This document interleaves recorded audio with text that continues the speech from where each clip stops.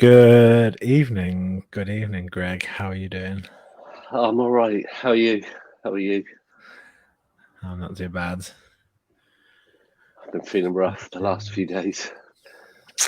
I believe so. Yeah. Got So, COVID, is it? well, I've tested negative 4 times, so I hope not.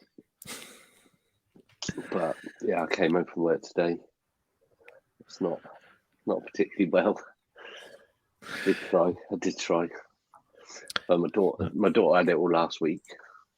So, and she got it from a Harry Styles concert. So, Yeah, maybe. Yeah. Festival flu, or whatever they call it. festival flu. Yeah, it could Could be. be just festival flu. How are you, though? You all right? Yeah, all good. Busy weekend.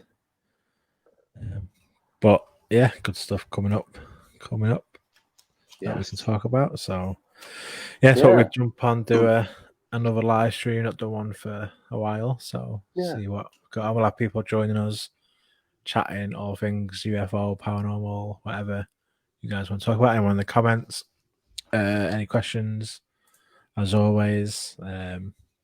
Yeah, throw them at us. We'll answer any questions, or you want to come join us on the chat, let us Yeah. know, and you can join us on. We got Nick in the chat, ever present. Cheers, Nick.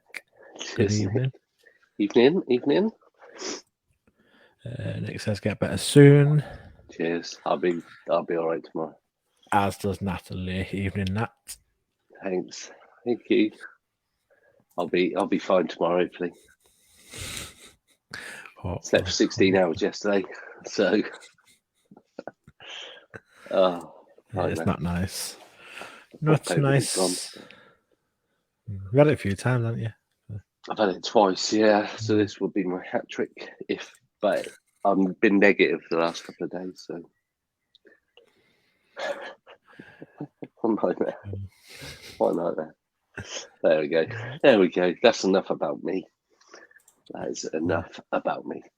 I'm just sharing the link out for others to Yeah, if anybody join can on. share it amongst their friends and family. If anybody wants to come on, there is a link in the comments from before, so by all means drop in.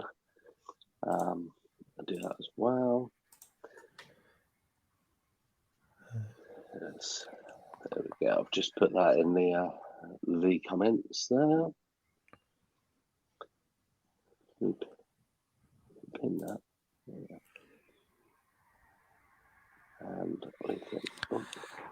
This is a very random question from Nate. Let's kick off with some some Masons. So at the last minicon,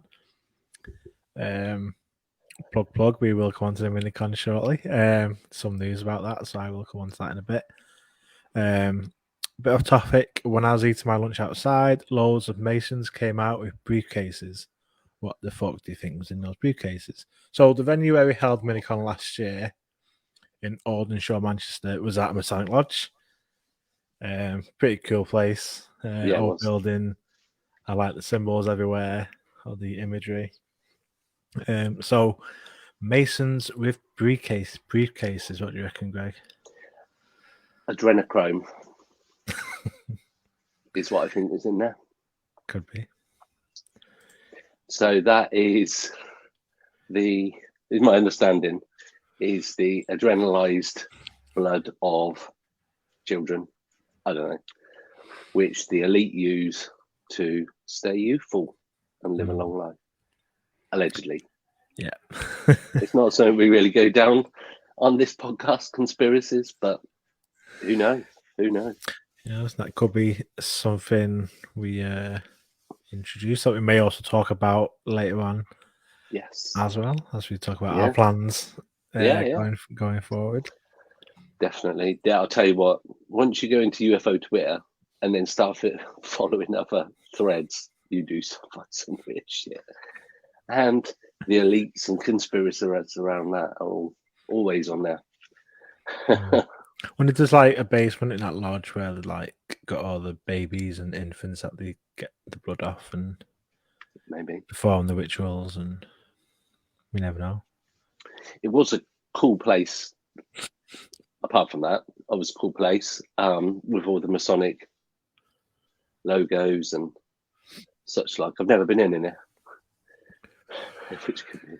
Yeah, they don't actually tell you it's Masonic Lodge. Because the name of No. it doesn't say like it's a Masonic Lodge. Only the invoice when we had to pay for it had it on there. But it's not advertised as such. It's not on the website. It's just like obviously like it is. Whether that's for a reason. Yeah. Don't know. Yeah, I don't know because I don't think it's not a secret to have a Masonic Lodge, is it? No. And a lot of them are available for hire for event hires. When we look for venues, there's loads come up Masonic Lodges to hire. But the size of this one's perfect for. Yeah, it's a great venue. For Minicon. It's a great venue. Yeah. So what I think might be in there is just, it could have been a meeting because there was 3 different events on the same day, in the same building. So I'm guessing it might have been one of their events going on, with briefcases or very somebody official. going to the 33rd degree or something like that. Could be. But this year there's going to be no other events on at the same time, so we've got the whole building to ourselves, and that is the UFO Identified Minicon, and that is on Sunday the 15th of October 2023. As of today, VIP tickets are now sold out. Wow. Thanks to everyone that's bought a VIP ticket. Again, last year they seemed to sell out pretty quick. Early bird tickets are sold out, so now you only have standard tickets left, and the last 2 years are sold out. So the best UFO conference in the UK, coming from me, not biased at all. In Manchester, Sunday 15th October, got great speakers, got fresh speakers, fresh new research being presented, fresh new projects all being presented, brand new stuff you won't have heard anywhere else before. It's not your same old faces we have at the conferences. It's brand new information, brand new research, brand new work being presented to you guys. So make sure you get your tickets at ufoidentified.co.uk and don't miss out. Like I say, past 2 years sold out. Same venues last year, it sold out. So make sure you get your tickets. So there's the plug. Fun. Cheers, Nick, for giving me a chance to do a plug. Not even 10 minutes. Blame Nick for that one. And Natalie says, who helps run UFO Identified and the Minicon, we will be doing some stuff to eat this year. Just saying. And it's not going to be Andrew Chrome either. Okay. Why not? Maybe the VIPs, maybe we can get some of that. Maybe. Yeah. One of the bonuses for VIP.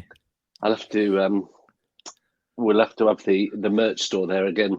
The Pursuit of the Paranormal book. That was surprisingly and that sold well out last attended. Year, yeah. I was even taking people's email addresses to contact them after the show. However, we got a slightly different way now, so we can process orders for any of our designs, and they'll be dispatched within 2 working days for that. Awesome. So, what are we going to talk about today? Where should we start? Well, a lot has happened in the UFO world over the last few weeks, so it could be good to just have a little bit of a roundup, maybe, of kind of what's happened up to sort of now, because I know we've spoken about David Grush and him coming forward as a whistleblower, but some people may not have heard the episode or even seen the news. And yes, Natalie, we can definitely talk about that. There's a lot of hate going around. Do you want to start with that? We can start with that. Yeah, we can do. Not sure what Natalie's referring to specifically. Do you want to come on and talk about it, Nat? Yeah. Press the link that I can't say what Nick put, what Greg put in the chat. Yeah, come on now, and we'll we can talk about that. Yeah. So depending what Natalie says about the hate going around, there has been some other hate, which may or might not be the same hate that Nat's on about, around the paranormal, for definite, this week. I've been some horrible stuff, to be fair. Yeah. And I've seen some screen grabs of private conversations that have been posted up. I saw one the other day and I sent it to you. Like, someone had put on. Somebody threatening to cut somebody's ears off. I mean, and then listing all the convictions that they've had in the past. Like it's something to be like, like a badge of honour. Yeah. But there Um, is, and I know we've discussed it before about hate and toxicity in the paranormal community, especially on Facebook. It's vile at times, and we've had conversations with this individual concerned before about the hate he's received, and he continues to get the hate. And and it's not like just from random like trolls or nameless. These like people that obviously know this person and they know them, and like literally like saying, if I see you in the street, like you will get cut up and stuff. And like, I got convictions for assault, for attempted murder, and all this stuff, and I'm gonna do it to you. And it's like just because they don't agree with how they investigate the paranormal, because their way has to be right. Because they don't do it the same way they do it, they deserve to get threats. Yeah. So I I didn't see a lot of this, and then I sort of came on board quite late in the day on this.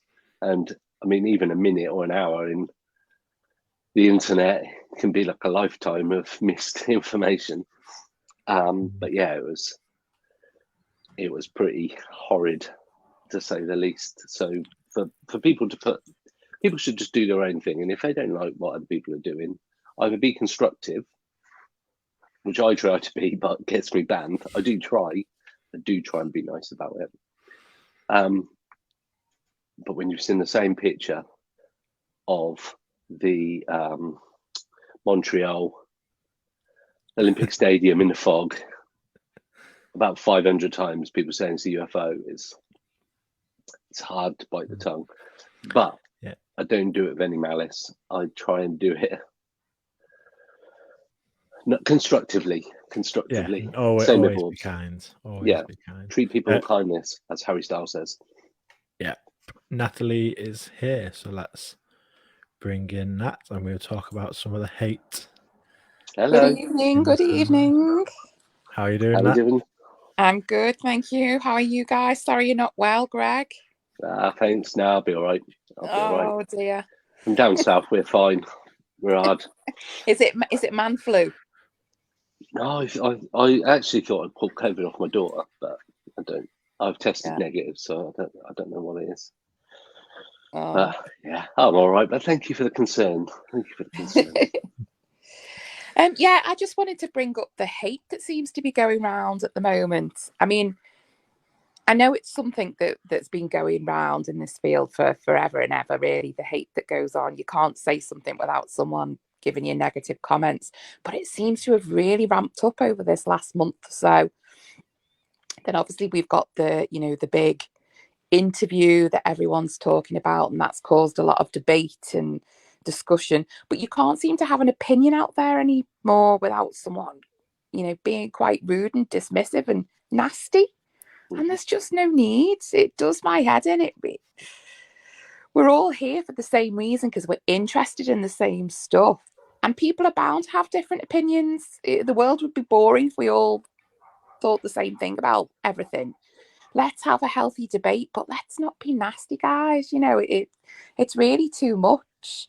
I mean, only in Glastonbury yesterday, one of the artists was trolled that much, having performed, that she's asked the BBC to take all of her performances offline because people are being so nasty to her. I just can't fathom it, but it's particularly bad in ufology at the minute. And it's not good. It's not good for our little community when people already perceive us as nutcases. We're not doing ourselves any favours. Yeah, I think because there's still quite a lot of people trying to sort of. This is my view on it, that because the community's still relatively young in terms of it's now gaining traction, things are happening, Congress, UAP task force, all these kind of people coming forward and whistleblowers. I think there's still a lot of people that don't like other people having any kind of, I say, success. It's a bit of a strange one in both the paranormal and ufology. How do you measure success? But you've got people that come forward with good stuff, and like you say, they just get trolled. Even like this David Grush has come forward. There's loads of things going around about him that I've seen that are horrible, and you're just like, what this guy is trying to help everybody, and you're just like, what purpose has it got? The problem is with it now, a lot of these people are anonymous behind a keyboard and wouldn't say it to your face for definite. But it's just sad. It is sad because we should be, like you mentioned, we should be one community, and it's probably super fragmented, and people just being horrible. It's vile. It's vile. So, is there any particular bits that you've said that you've got that have particularly driven your comment?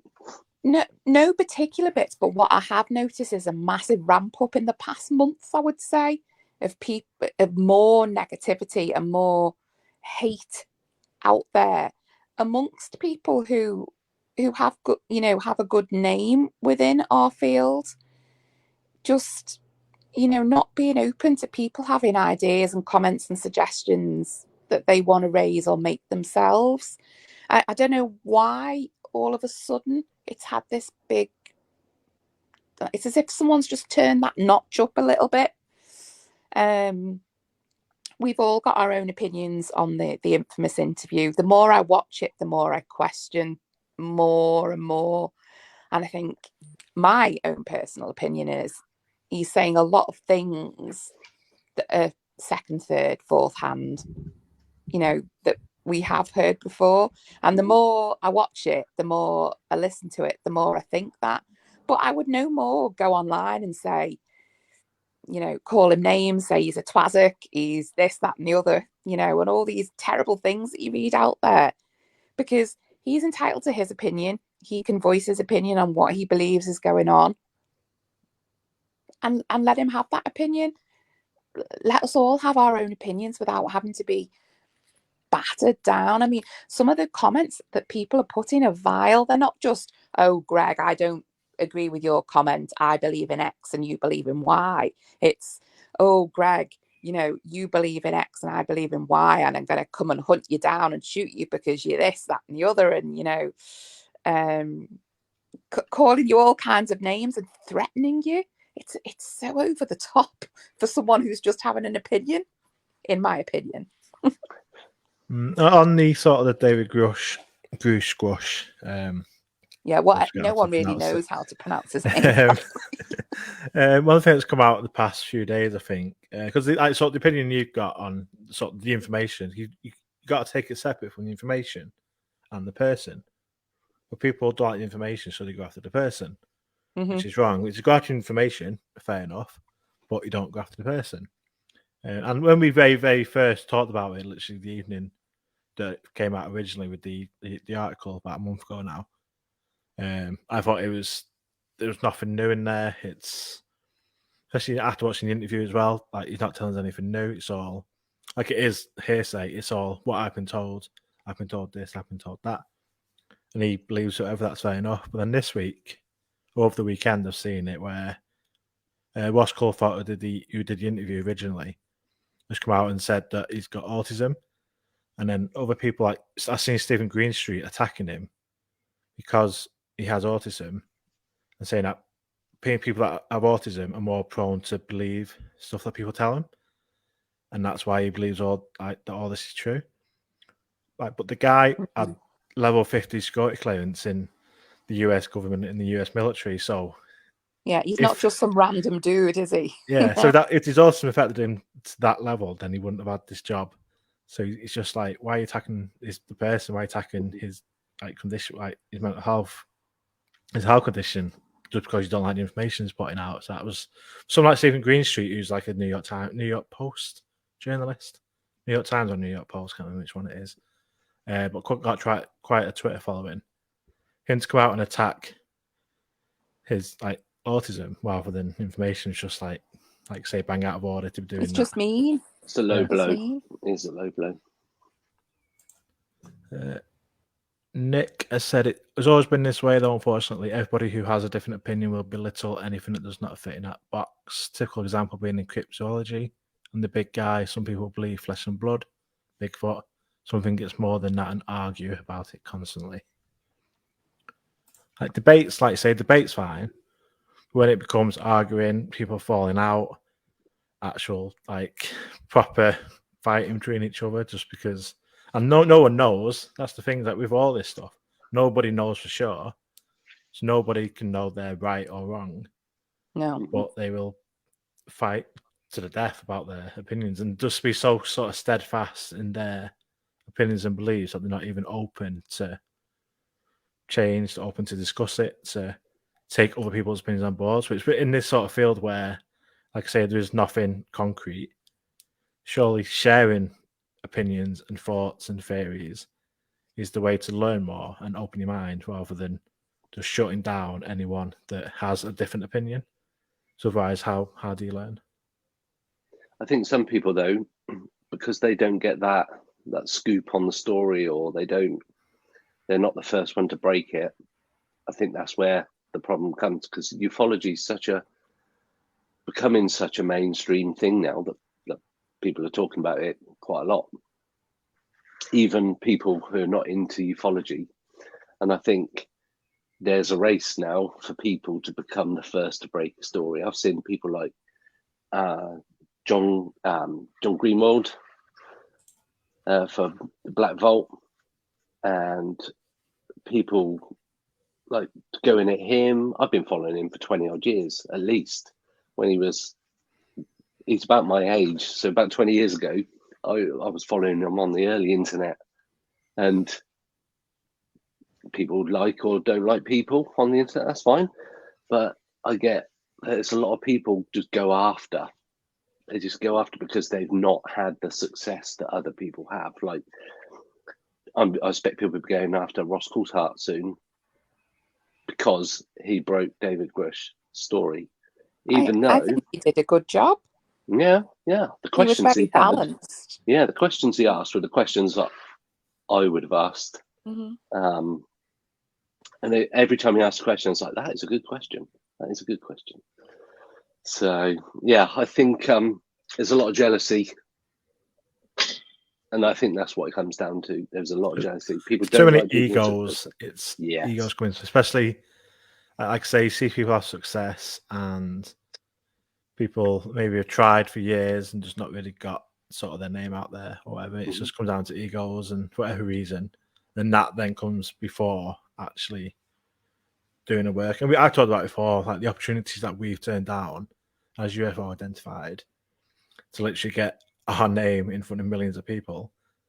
But we turn it down because we don't agree with that particular organization or that media brand or whatever. And we turn it down, and that could literally could change our whole thing. But we don't do it because we stick to our principles, and we always have done. And then, but the people that will, for a bit of money or a bit of exposure, will change what they believe, will say whatever that wants them to say just because it gets their name out there and gets them sort of on a bit of a pedestal. So they will, sell out, I think maybe is a term, just to, like say, for a bit of exposure or for a bit of money. Evening, Mike. He says Greg sounds very different. Yeah. He's got the flu. It's the gravelly tone. Mickey's in the chat. Good evening, Mickey. And Nick put a good comment up a bit before. Slipknot put it best. People equal shit. Yes. I won't play that, but yeah. Yeah. Very true. It's very true.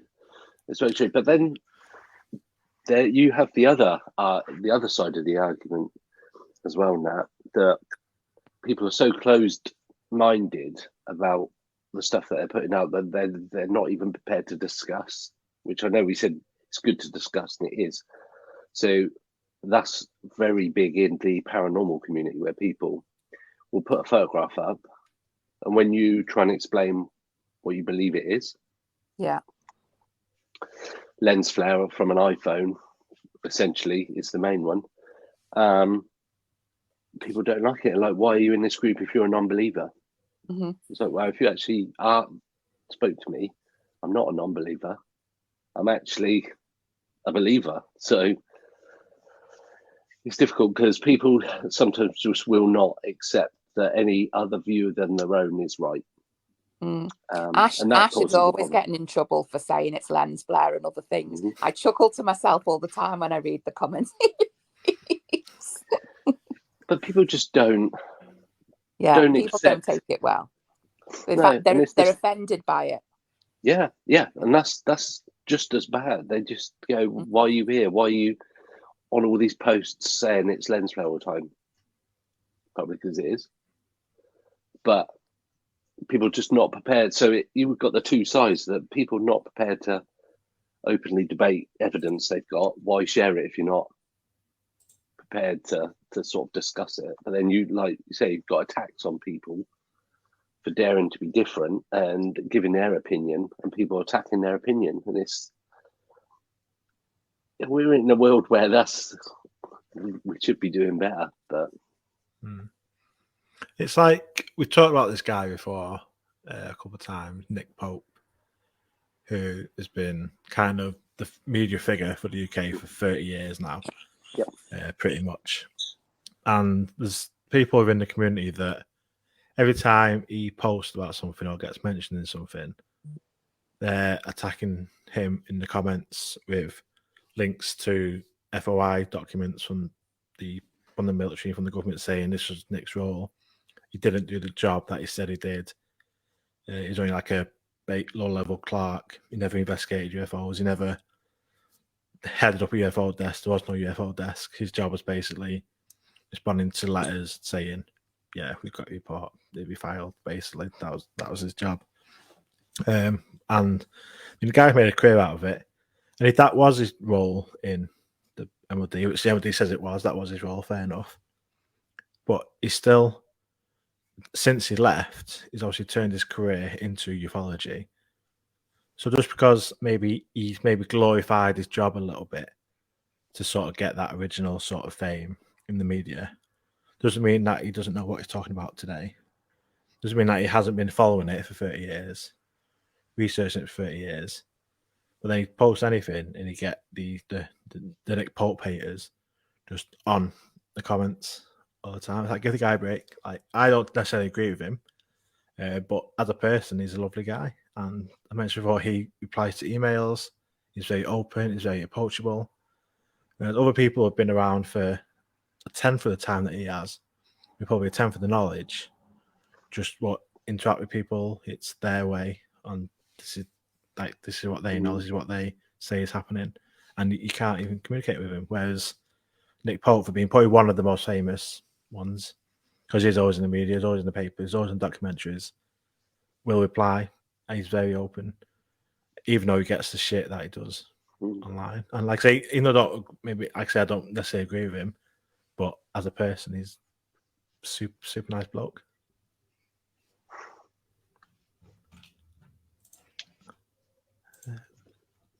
So we were talking about a guy before and that just before he came on. From a certain hotel. He's received threats, and he posted the screenshots of the messenger. Basically, this guy threatening to cut his ears off. Oh, really? Really nasty stuff. Yeah. And just this guy's a paranormal investigator who has his own channel and all this stuff.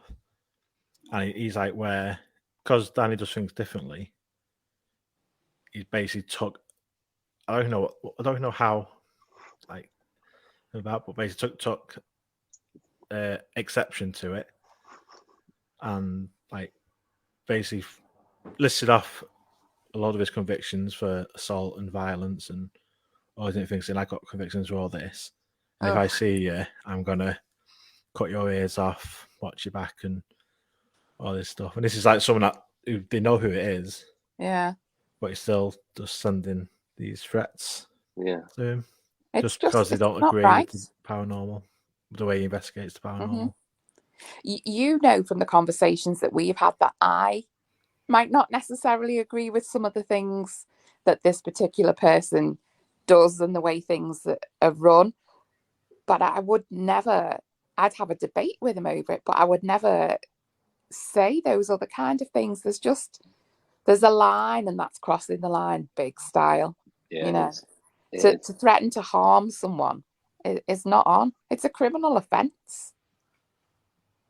Yeah. You have people coming into the industry, like if you were say new to UFO, sort of because it's been in the media a lot, maybe just gonna start looking into it, trying to see what it's about. You go on UFO Twitter and see the amount of like the arguing, the hate, the back and twos all the time, and like half of UFO Twitter is just people calling out other people, and it's like it's gone. And it's like if you would come in, like you think, fucking hell, what have I actually like come into here, and then not bother, and that might end their sort of interest in the whole thing because they're seeing that. And likewise, someone goes on to sort of looking into maybe certain haunted places, and you see people getting death threats. Think, well, actually, I'm not going to go to that place now. I don't feel safe going there. Like in case something happens, where it should be. So the more people, especially younger people, getting involved, which is something we are trying to. It's just what ufology needs. It's what the paranormal needs. Is younger people, fresh ideas, fresh approaches. I need to bring in new people all the time to have these fresh set of eyes. And if they see all this fighting, then it's just harmful for everyone. It's just toxic. Nobody needs it. Nick says, just putting on my conspiracy hat again, perhaps some of the hate is spread towards people who are actually close to the truth to deter them from continuing because they are close to the truth. Yeah, absolutely. You only have to watch X-Files over the years, and Mulder was groomed by the smoking man, the cigarette man, or whatever you want to call him. And then it was always just kept away from it for whatever, like people just, I know it's quite an extreme on the X-Files, but they would, things would happen, or it would just be kept from the truth all the time in an effort to put him off. And it's not necessarily a conspiracy, Nick. It could also be people jealous of success, like we mentioned before, but it could also be, with the conspiracy hat on again, it's not going down the narrative that people want this story to go. So we don't want it out of the bag too early, type thing, potentially. So they go, actually, we're not quite there yet. So we'll get some hatred, stir up some hatred somewhere along the line with somebody who's close by the truth. And because you've got people like Dr. Stephen Greer, which, again, very divisive character, and always has been, to be fair. And we've discussed the guy multiple times on the podcast. But he had a press conference a couple of weeks ago, and some of the guys on there talking, to me, I found them very compelling. The stories they were telling, whether or not they're true or not, I don't know. But because of the kind of guy that Stephen Greer is, and people either like him or they don't like him, across UFO Twitter and all of those kind of mediums, it was people being torn apart. It's really weird to see that he's potentially trying to get this message out for other whistleblowers, but people not having it. And it's almost sad in a way, and it does make me reflect on some of the comments I've made in the past. But I'll never be angry to somebody or anything like that. It's just my opinion's probably been stronger than a debate, but never to the point of like slagging people off and all this kind of stuff. And I think there is a danger that the communities can get swept up into a bit of a frenzy type thing, and somebody will say something and then somebody will jump on the back of it, and it just becomes horrible. And it isn't where we want the youth coming up through the ranks to see and be put off by all of this, because why would you put your hand up and go, well, I've got this evidence, for fear of being shot down in flames, essentially, people not believing it, and people then turning against you, saying you're lying and all this kind of stuff. But It's a strange old place. It is a strange old place, the internet. I bet you wouldn't have this kind of confrontation and such like if everybody was in the room together. It wouldn't quite be so angry and nasty, I don't think. No, they won't even show up at the No, they wouldn't. an in-person. No, exactly. Even like an online one like this, they probably wouldn't even come along to. It can't be anonymous. But so going on to that, there was on the last episode we spoke about a particular YouTube channel about some of the stuff they're putting up on their channel, and I actually went on their Facebook page and asked them to come on to the podcast so we could discuss it. Was trying, but no response to that comment at all. We do try and reach out to people, but Indeed, try and give them a platform to, because that the people we're talking about, they get a lot of hate. Yeah. We talked about it last week, but for like they get a lot of hate, and we gave hate, but towards the content. Yeah. Whereas they get hate towards them as people. Mm-hmm. Which is, like I say, that's where stepping over the line is towards them personal rather than the content. Because the content they make is fake bullshit, clearly fake. It's not even a question. So attacking the content is fine, but then they get attacked by the people and comments about their appearance and their disabilities and stuff, and that's where, I mean, they I don't know. I think they seem to relish in it a little bit, but I think that's why they do it. They do put the stuff out there, but again, just still attacking the line. So going back to what Nick said about getting close to the truth, and then stuff happens. Just kind of thinking along them lines with David Grush, because obviously there's been a lot of developments in Congress, and these revelations and hearings, and they're getting the funding for the officers and stuff to look into it. Has he been put down like as a person? Because like we mentioned, the stuff he talked about is nothing new. It's stuff that you could read on a Reddit thread or on Twitter, UFO Twitter. All the stuff he talked about, like Maelstrom and crash retrievals and all the stuff, is well-known cases. It wasn't anything new cases. So because they are sort of getting closer to what could be disclosure, have they sort of allowed or sent David Grush as a whistleblower? But then when you look at the actual information in whistleblowing, people are going to think, oh, they actually don't know anything. There actually is nothing to it. Is that kind of a sting in the tail type thing with it, where it's like, oh, I send someone who's high level, who's whistleblowing, but has not actually got anything new to share. So then people might think that we don't know anything. We only know what is already out there in sort of public domain. Just maybe. And this complaint, this Inspector General complaint, which isn't about the information, it's about the way he was treated because it's under the whistleblower legislation. Mm-hmm. That could come to nothing. That could be they look at it and then they just dismiss the complaint, and we don't know how that's going to turn out. And then in a couple of years, we look back and it's like, yeah, we never got anything new out of this. Mm-hmm. So, and then this has now caused more arguing, a lot of arguing online between the community themselves. Like I say, as Nick said, was that on purpose to set everyone off arguing rather than actually trying to still fight for the bigger picture? Yeah, because potentially it's muddied the water more than ever.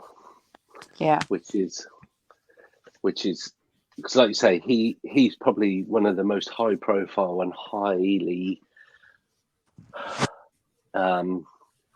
I can't even think of the word. He's got the high level of clearance probably than anybody that's come forward so far. And like you mentioned, Ash, he's not actually said anything new or stuff that people didn't really know who are inside, like in the UFO community. Is he going to become the new poster boy? Because we had Lou before, we had Nick Pope way before. And is he going to be the new poster boy for the UAP community? And he'll be the one that they push. And I say they, it could be any one of a number of government departments, but is he the person that they're going to push the information through, or the disinformation through? because that's my concern, is that everybody's going to be on his side, and then he'll just trickle out some bits, and the disinformation will come, and it will be fully muddied. Because a long time ago, Lou Elizondo said that there is a video of a black triangle going around on the internet. That's a legitimate black triangle. We never said which one it was, and it could be one of millions of videos that are out there. And it's stuff like that I think we're going to get before we get anything more tangible. But I don't know. It's crazy. And then you've got people coming forward now that say that they found these weird elements at the bottom of the sea, which we can come onto with Avi Loeb. And it's just an insane pool of information at the moment, and I don't really understand it all. And I'm trying to keep up on it. And then last week there was a letter sent to the Canadian Ministry of Defence to say, essentially, you need to drop all the information you've got about what you know about UFOs before it comes out. And I can't keep up with it all. So I don't know what your thoughts are, Ash. Is it super? Hey, Jolene, by the way. Yeah, you're in Jolene. It's a whirlwind at the moment. It really is a whirlwind. It is. It's hard to keep up. We're going, I guess, into more detail on Friday's episode, which will be our monthly roundtable with Frank and a couple of other guests this month. Yeah, looking forward to that. So we'll go into more detail about the different ones. We had the Avi Loeb stuff. So it was a meteor that crashed. Was it last year into the Pacific, I believe, near Australia? And this is part of the Galileo project, by the way.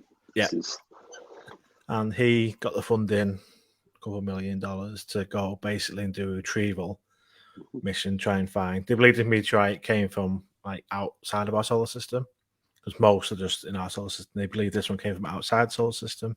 Yep. So it could have elements and stuff on it that's not from our solar system, which could tell us a lot of information about what is outside our solar system. So you got this funding. They finally been out to the Pacific, and they found what, I can't remember what the name of it is. It's these fragments, and the sort of the makeup of it, the material makeup of it, isn't something that you typically find on Earth. Yeah. Like the combination of nickel and aluminium, I think, is the different metals on there. Could be wrong, but then I was reading something, I think it's on the Debrief or a different website, where if they went and they didn't find this stuff, then that would be more unusual, because these little bits are all over the planet. It's not just, doesn't mean it's just come from interstellar. It doesn't mean it's part of this meteorite either. They would have been in, and they are microscopic pieces, but apparently they are very common. So there's nothing too kind of groundbreaking about what Avi Loeb and his team have found in this instance. And you mentioned the letter to Canada. Yes. Which Corbell, I think it was, that mentioned it last week on Twitter. I've seen a lot of sort of even newspaper articles saying this just been released letter and stuff, but it's been on the internet since March.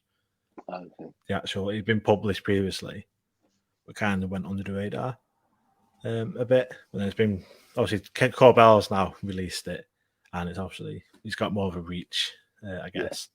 And I think that comes back to originally. some of the stuff that we've discussed, that some of these people, whether you like them or not, they have got the reach.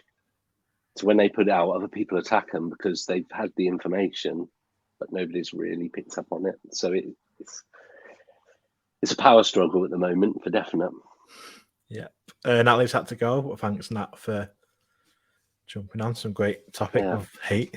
It seems like, say, it is a common theme at the minute. It's quite a prevalent sort of theme across the paranormal field at the minute. Neil's in the chat You missed anything? We've been talking about hate, so maybe not too much. Thanks for popping by.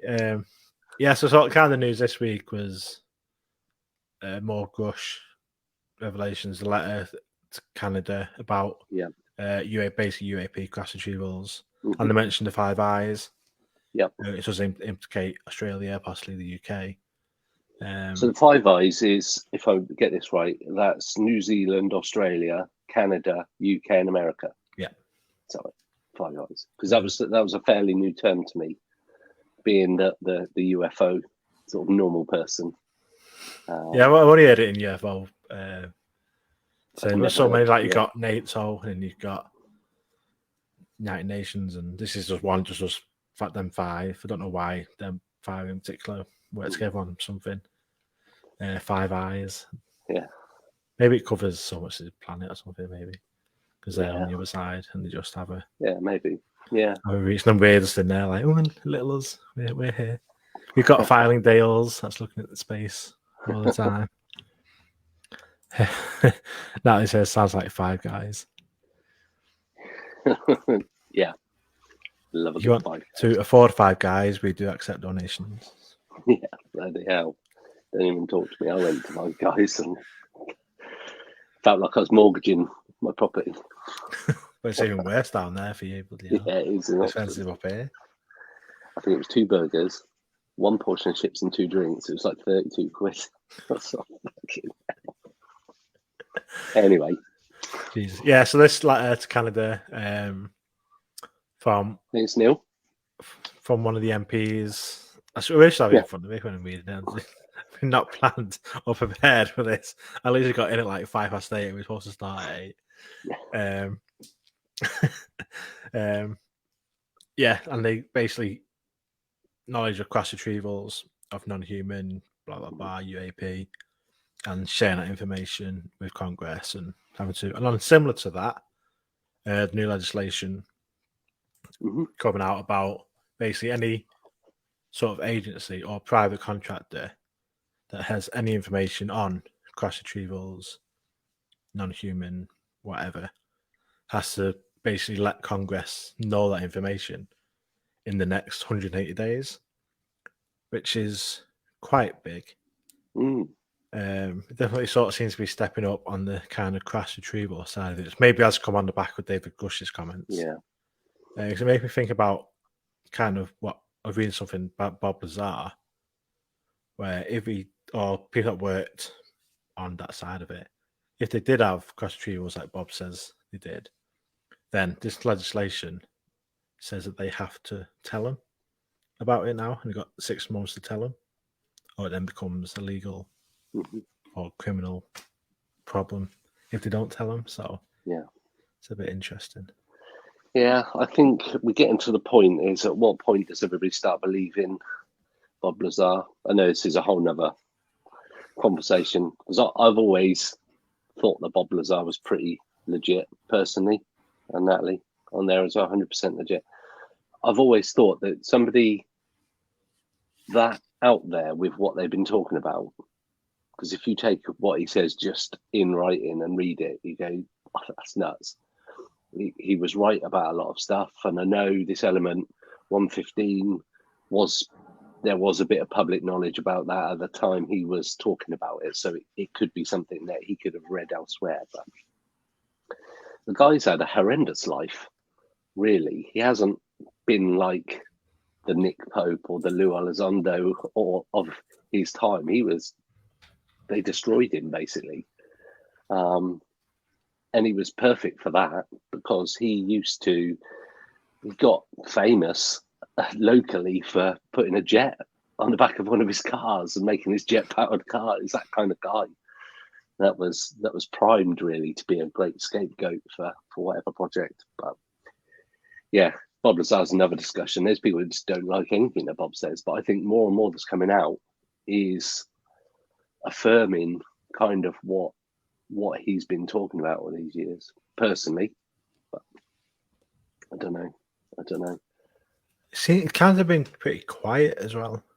You don't really hear much about him at all. I usually, like, people always talking about him. We just don't really see his name No. much And at why is all. that? I just don't get it, because he could literally be the whistleblower, the ultimate whistleblower, but he's had his day, and that's the problem. It was so long ago that I think modern day ufology sort of moved on a little bit from Bob, unfortunately. Not for anything he's done or anything, but I think he was ahead of his time when the news broke. If all that broke now, I think we'd be having him up there like Lou Elizondo and people like that. He would be up there with the people to speak to on your podcast. He would be doing the rounds to all the other podcasts. Not ours, obviously, but yeah, I believe him. Natalie says 100% believe legit that Bob's legit. The search his office this day. Yeah. They're convinced he took a piece of evidence. Natalie thinks. Yeah. I mean, yeah, there's definitely more to his story than his haters say. I think maybe he's got Paul under his bed. Maybe he has. And 2 agents looking for Paul. But he's an interesting story. So if there's the young people in the community that don't really know about Bob Lazar, because it's possible, because he's never really mentioned, it's definitely worth an investigation and look into that rabbit hole. Oof. Joe Rogan struggled to get him on a podcast. However, talking about podcast guests, we do have a podcast guest that I'm actually really looking forward to talking to soon. Yeah. We're just setting up dates and stuff like that at the moment. I won't say the guy's name just now, but I've heard him previously on another podcast, and his whole experience is amazing. A little tidbit for everybody, it might get people guessing. He has worked at one of the most famous ranches in the world, and he spent a lot of time there alone as a contractor. So probably giving it away, but look, maybe. So you have any questions about a particular ranch that you might want to put to somebody that, like Greg said, worked there for a long time and spent a lot of time there? Send them to us, and we will put the question to this person. And the great thing about this guy is some of the experiences that I've heard of his were around poltergeist activity, along with the UFO and UAP stuff. So it'd be good. I thought I said porn as well, to be honest with you. I was trying to work out what he meant. I was like, I didn't know. Alien porn probably is a thing. Yeah, Paul. Oh, can you imagine if somebody smuggled Paul, Paul, out? So, yeah, spill, Natalie says. Soon. Maybe you have to record that. Yeah. But yeah, so we will be set. The interview should be in the next couple of weeks, hopefully. So really looking forward to. Yeah, I am as well. And he's not somebody that goes on tons of podcasts, so that'd be cool. What else do you want to talk about? So we've got a couple of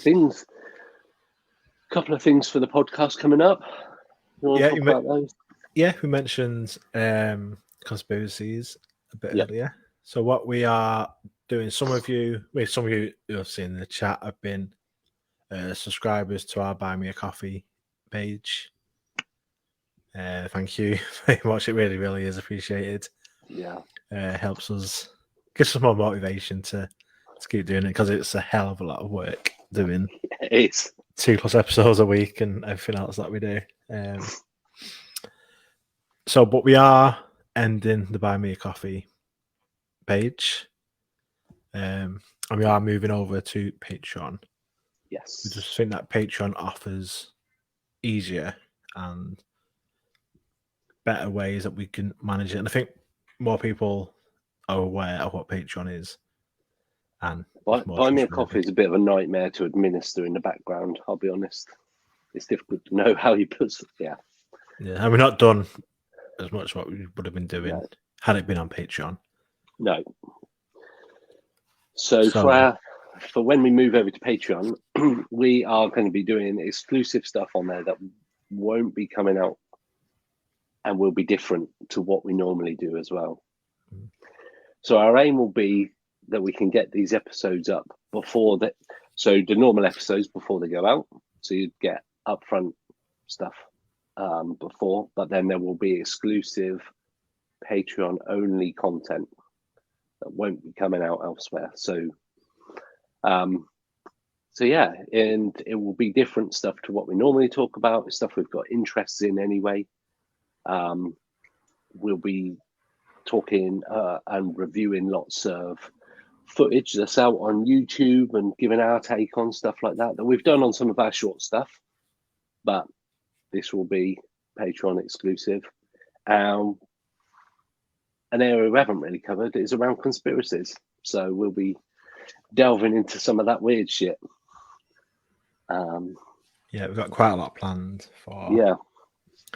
So Patreon. Watch this space for stuff coming up, and we've got something else coming out as well. It's been in the works for about a year now. Oh my god, yeah, over a year. Just a quick one on Patreon. Yeah, go on. Just a question in the chat. It won't auto switch. So for those that do subscribe to Buy Me a Coffee, you will have to. But basically, we'll end your subscription on Buy Me a Coffee, and then you have to resubscribe on Patreon. I don't think there's a way. We will have a lot, but I don't think there's a way to automatically transfer it over. It's two different companies and two different websites. But we will, obviously, if you guys still want to subscribe, then obviously it's really appreciated to move over to Patreon. If anybody's interested in getting up to the minute news from us, if you go on the website and just fill in the contact us, it just adds you to a little. You can choose to be subscribed. We don't spam. We do about one email a week at most, depending on when we can press the button. Yes, less than that. It's maybe 2 a month. Where if there's new news, we'll roll it out there as well. So, because the problem with Facebook and all the different social medias is that it doesn't have the reach as a direct email. We got nearly 2,000 followers on Facebook, and the posts don't go to 2,000 people. They go to about 1/10 of that. So any help people have, even if you can just rate us on Apple Podcasts, give us a review there or share it every now and again, that's perfect for us. But if you'd like to come along on the Patreon journey with us, it'll be a bit more of an interactive thing than it was on Buy Me a Coffee. I think we'll try and get it a bit more interactive as well. Definitely. So you alluded to something in the works that will be coming out. So something that's been in the works for the last year. Yeah. Which I didn't know it was a year till you mentioned it the other day. I didn't realise till I went through how long we've been doing it for. And yeah, it was 23rd of June. We started it 2022. Wow. So yeah, just over a year now. So we are bringing out a book. This isn't a plug, by the way. No, it isn't a plug. It's not out yet. It's not out yet at all. Obviously, we'll tell you when it is. But yeah, it's so 2 years ago we did a Paranormal United States episodes. We've done 50 episodes where we talked about different paranormal and strange stuff happening in each state. And we went from A to Z, or A to Z if you're American. And we've now transferred that over into written form for people who want something to go along with. It's like a companion book. Yeah, like a companion. To say. So for each case that we talked about, it's also information will go into a bit more detail, pictures and stuff, so you can kind of read along with the episodes or just read it as a book. It's quite lengthy. It will be quite lengthy. Yeah. And I think, it's been a year. Very lengthy, isn't it? Yeah, there's quite a few words per chapter, and each chapter is a state. So Yeah, plus a few extras in there as well. Yeah, so more to come when we're approaching the finish of it. But We're not far off. We're not far off. We tried to put deadlines on it. But it will be for sale. I'm gonna put my head out on the Go on. above the P word thing. Can't remember what it's Parapet. called. Parapet, and say it will be available to buy at Minicon in October. Oh in yeah, person. definitely. So we will have it by then at the very, very latest. Yeah. But before then, available on Amazon and stuff. Yeah, got like e-readers and shit like that, I suppose. Hopefully. Yeah. And yeah. Audio book version if you want to read 50 chapters, Greg. No problem. I have to get a friend of the show to come and read it for us. So yeah, if anybody's interested in that, we'll give more detail as we approach release date. But yeah, that's something that we yeah, absolutely. If you want, Nick. The signed copies at Minicon, definitely. I'll even kiss it. Do lipstick on and then kiss the book. Never. Absolutely, Nick. Never signed something before. That's pretty cool. No, that'd be cool. So yeah, we're making it. Greg. You are. We're making it. Autograph copies of books. Yeah. So yeah, no, looking forward to that. There we go.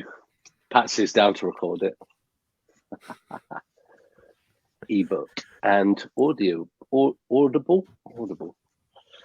But yeah, we'll let everybody know when that's coming out. But yeah, that's been a bit of a labour of love over the last year. Getting in and out of that whilst trying to get everything else done. Yeah, it's at the same time I'm writing another book. At the same, so when I said like going to spend today working on the book, I'm like working on 2 books. And the other one's UFO stuff, so I won't plug that in this episode. But no, how dare you? There'll be a book from UFO Identify coming out again by the very latest by Minicon. Available to buy at Minicon, I hope. Again, this is a bit like say labour of love. It's not as easy as it sounds. Not when you want to do it properly. No, it's not. It's not. So yeah, so that's a couple of the things that are coming up for us.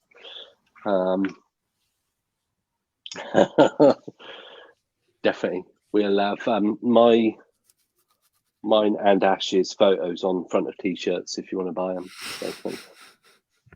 Actually, if anybody watching, this is a Pursuit of the Paranormal t-shirt. This is the Planchette Old, I think it's called on the website. If anybody's interested. Mine isn't. Mine's from Boohoo Man. Yeah. Had the aliens, so like, I've got to buy it. That's all right, yeah. And one more thing that I guess is going to be coming up with the show is we recently finished our series on Fallout 76, where we looked at the monsters, cryptids in the game, and then we spoke about the true life stories behind the monsters in the game. So we've got a new series going to be coming out probably from July. On a similar vein, we're going to be looking at movies, famous movies, and books and stuff that are for entertainment mainly, but are based on a real case. So we'll be looking at the case behind the movie. Rather than like a movie review, it'd be looking at the actual case behind the movie that people probably heard of, but don't know the true story behind it. Because they do tend to Hollywoodize a lot of things. So it's looking at the true story behind the films that are based on true stories. Hence why we put that post up the other week. So if anybody's got any other thoughts of good ones, put them up there. Because Nick talked about Fire in the Sky. That's a classic, along with and Close Encounters. Quite a lot away from the truth of the Travis Walton real story. Yeah. And great film though. The bastardize it. Yeah, it is a great film though. And probably one of the most horrific alien experiment videos or sections when he's being worked on by these aliens is pretty horrific. But yeah, I tell you what, I'd never seen it before. I started watching Taken because it's on YouTube.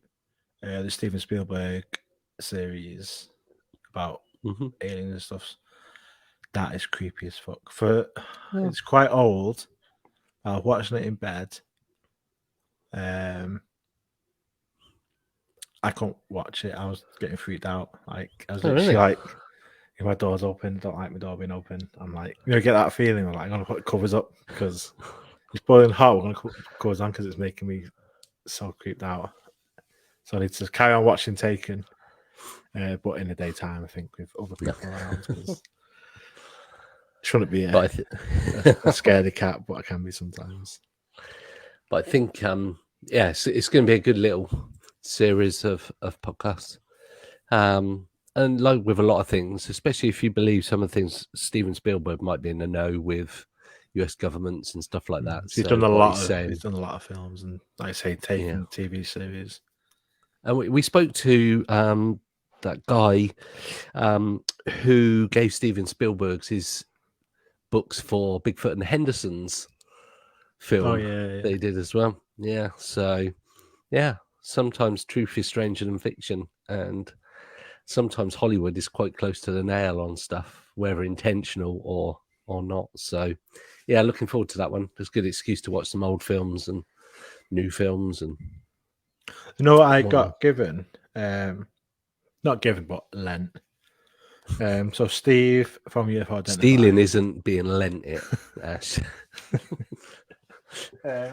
He gave me basically a big pile of DVDs, and it's every episode of the original Mystery Science Theater 3000 Nice. show. Which I absolutely loved as a kid. They rebooted it on Netflix a couple of years ago, but it wasn't a patch. And that's all old, like horror movies, sci-fi movies that they take the piss out of. And Oh, nice. Amazing show. If you've not watched it, I can't say I have. but, I know of it. But... it's amazing. It really, really is. Cool. So that's a little bit of a roundup of what we're going to be doing over the coming months. Not ones to stand still and do the same as all the other podcasts going around where they interview the same people. We do try and do something a little bit different and provide different content, which isn't easy at times. It's a bit of a nightmare. Mike said August the 5th. Shall we mention? I keep getting the date of this. I keep looking at my shifts. I'm like, yes, definitely off. Yep. I made sure my shifts won't get changed. So we are, if you listen to a previous episode from a couple of weeks ago, so was it last month's Paranormal Roundtable? Potentially, we talked about the haunted museum in Stoke, which Mike, aka Power Mike, had done an investigation at. So on August the 5th, we are going to be there ourselves doing a live investigation from the haunted museum, I think it's called, in Stoke. So we will be there, and we will hopefully have a lot of stuff to report back on. Yeah, Mike will be there. There's a few others going, so we're going to be. It's going to be good fun. It can be good fun. Could possibly do a live, depending on how people feel and how the night's going. Yeah. So look forward to getting out again. Not done I'm done one for ages. Not done an in-person one for a while. So definitely get out there with a review of that night. Yeah, it's going to be good. It's going to be good. I'm looking forward to it already. So it's not that far away either. It's just over a month. Yeah. Nice. Cool. All right. I think that covers it from me, Ash. Yeah, I think. Yeah. Probably was more, but I can't remember. But yeah. Been that much going on. It's I know. But on that note, because there's a lot of UAP stuff coming out, tomorrow we're going to be recording the UFO roundtable that we do with Frank, UFO Thinker, and Dave Smethurst. Always Matt, funny. I'm going to have a new guest with us this month as well. Matt is going to be joining us. Ooh, cool. Who's been coming to our monthly UFO meetings in Manchester. Awesome. And he's got a lot of thoughts and stuff on the recent UAP stuff. So, yeah, that should be good fun tomorrow, and that'll be out on Friday. Yeah, brilliant. Cool. Thanks everybody for joining us again. Yep. Thanks as always for sticking with us. Definitely. And see you soon. Nice one. And we will catch you later. Bye.